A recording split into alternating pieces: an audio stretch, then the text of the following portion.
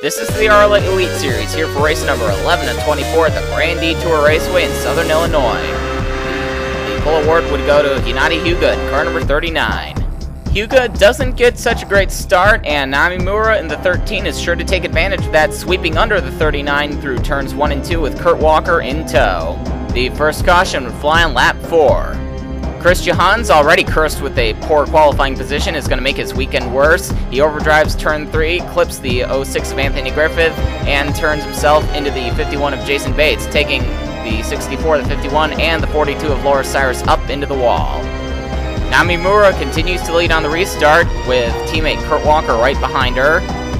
Walker is rumored to be leaving Rosebud Racing at the end of the season to form his own team, and Mura will reportedly be joining him.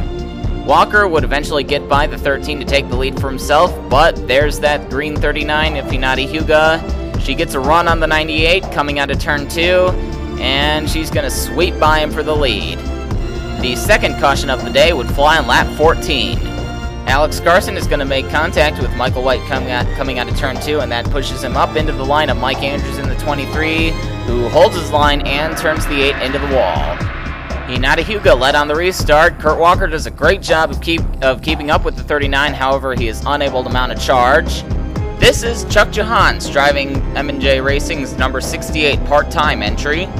Johans, the father of defending series champion Chris Johans, is one of just 2 drivers today that participated in the inaugural ARLA season in 1973.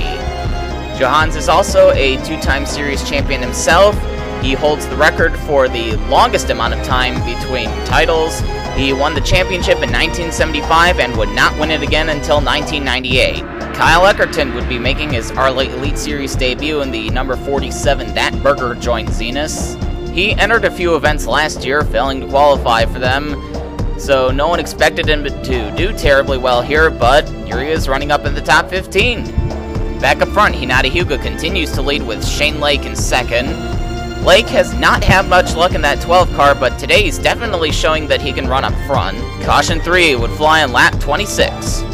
Coming into the left side of the screen, you're going to see Kurt Walker on the 98 sliding along the wall.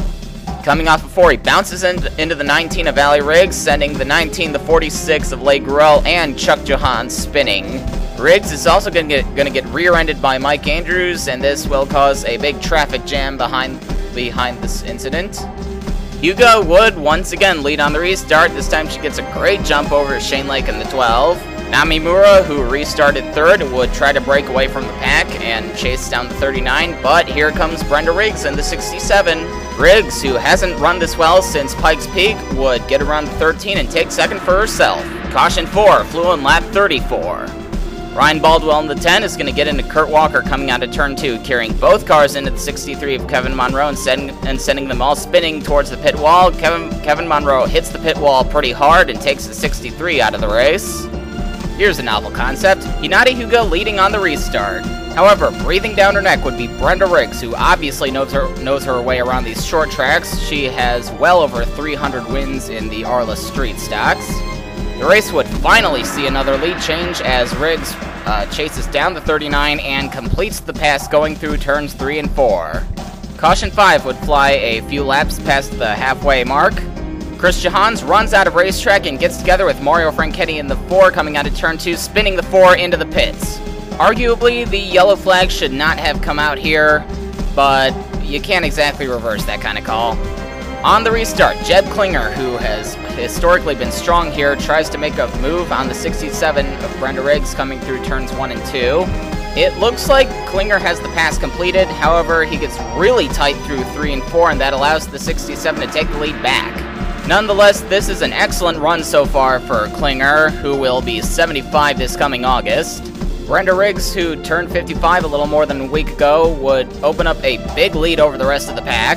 Everyone else is really hard to see from this angle, but that is Alex Graff in the 2nd position.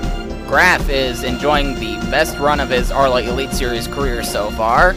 Another guy enjoying one of the best runs of his career would be Patrick Carroll in that green 71 car. After this race, Shiny Wax is dropping their sponsorship of that team due to a lack of performance, but I'm willing to bet they're regretting that decision with Carroll's run so far.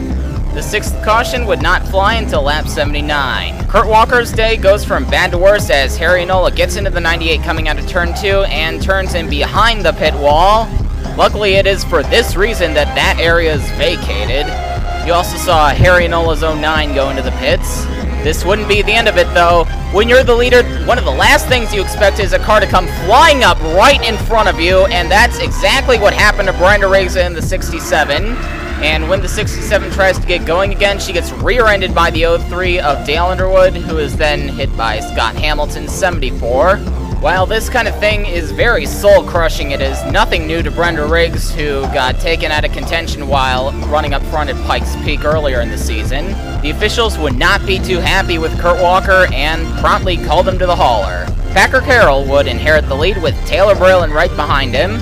And we've got a couple surprises up in the top 10. Kyle Eckerton and Paul Sweeney running 6th and 7th, respectively. The 7th and thankfully final caution of the day would fly in lap 87. Marcus Leonard is going to spin Justin Parker up into the outside wall, and car number 07 goes upside down, bouncing into Andy Pearson, collecting Chuck Johans and Alex Carson.